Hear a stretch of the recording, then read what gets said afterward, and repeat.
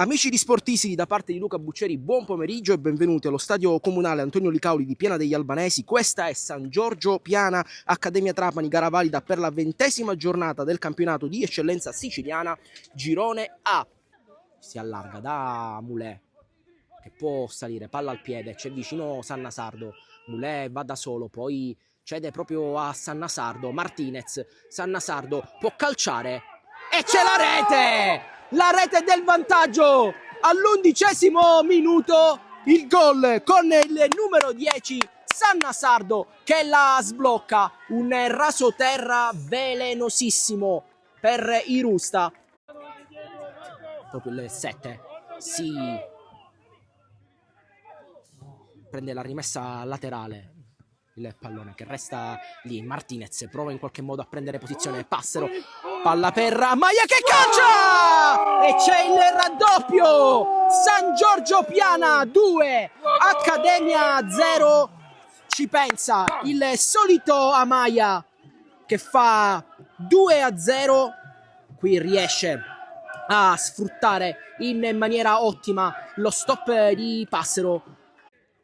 Qua Passero non interviene, il pallone che torna in difesa tra Gaio e l'estremo difensore. Gambicchia prova a saltare, Martinez prova a prendere posizione, allora Amaya fa correre Martinez, calcia il pallone che termina sul fondo. Occasione d'oro per Martinez, per il tris.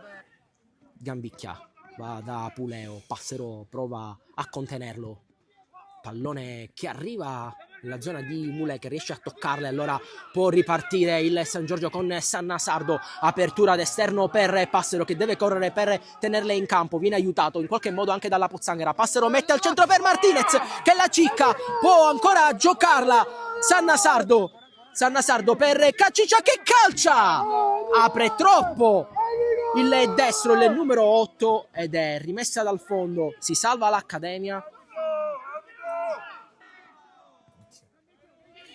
Idrissù, Gaio riesce a intervenire, pallone per Martinez, Amaya, Diacate, pallone da Giannone, Sannasardo col destro, scappa la palla dai pugni di Rusta e c'è il 3-0.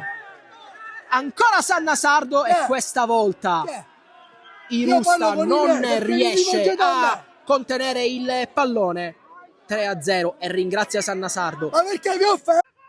Pallone ancora da Puleo, c'è vicino da Guanno, si va da Demba ha lo spazio per calciare e pallone che termina sul fondo con Sisè che difende bene i pali, però brivido per il San Giorgio con questa conclusione di Demba.